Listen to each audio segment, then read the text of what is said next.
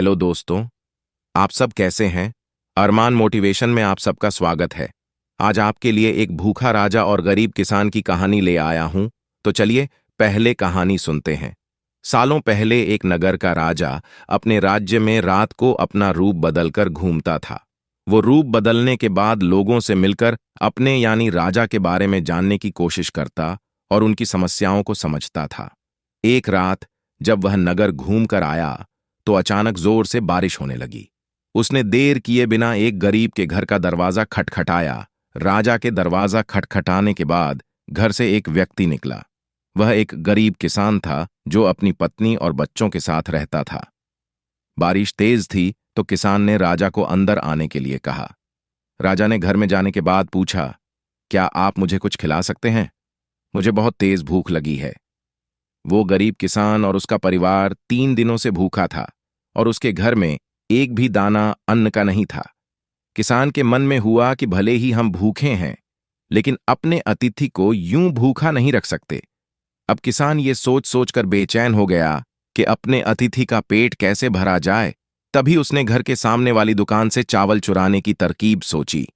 उसने सिर्फ अतिथि के लिए ही 2 मुट्ठी चावल लिया और उसे पकाकर राजा को खिला दिया।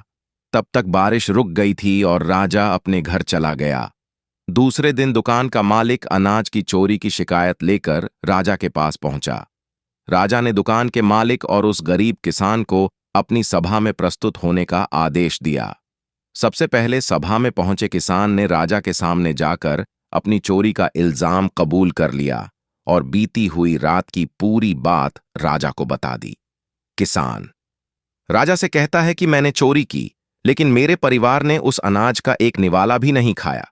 गरीब किसान की बातें सुनकर राजा बहुत दुखी हुआ और उसने किसान को बताया कि अतिथि के रूप में मैं स्वयं तुम्हारे घर आया था। इसके बाद राजा ने सभा में पहुंचे दुकानदार से पूछा कि क्या आपने अपने पड़ोसी को चोरी करते हुए देखा था? दुकानदार ने जवाब दिया कि हां, मैंने इसे रात में चोरी करते हुए देखा था। दुकानदार की बात सुनने के बाद राजा कहता है कि इस चोरी के लिए मैं पहले जिम्मेदार हूं और फिर दूसरा तुम हो, क्योंकि तुमने अपने पड़ोसी को अनाज की चोरी करते हुए देखा, मगर कभी उसके भूखे परिवार को नहीं देखा। तुम अपने पड़ोसी होने का धर्म बिल्कुल निभा नहीं पाए। इतना कहने के बाद राजा ने दुकानदार को सभा से जाने के लिए कह दिया और किसान की अतिथि निष्ठा भाव को देखकर उसे 1000 सोने के सिक्के इनाम के रूप में दे दिया। दोस्तों, इस कहानी से सीख मिलती है कि अगर कोई आसपास रहने वाले मुसीबत में है तो हमें उनकी मदद करनी चाहिए, उनका ध्यान रखना चाहिए। ऐसा करना हमारा कर्तव्य बनता है। दोस्तों, कहानी अच्छी लगी हो तो एक लाइक जरूर करें। मेरे चैनल को प्लीज सब्सक्राइब करें। अपना ख्याल रखें, खुश रहें।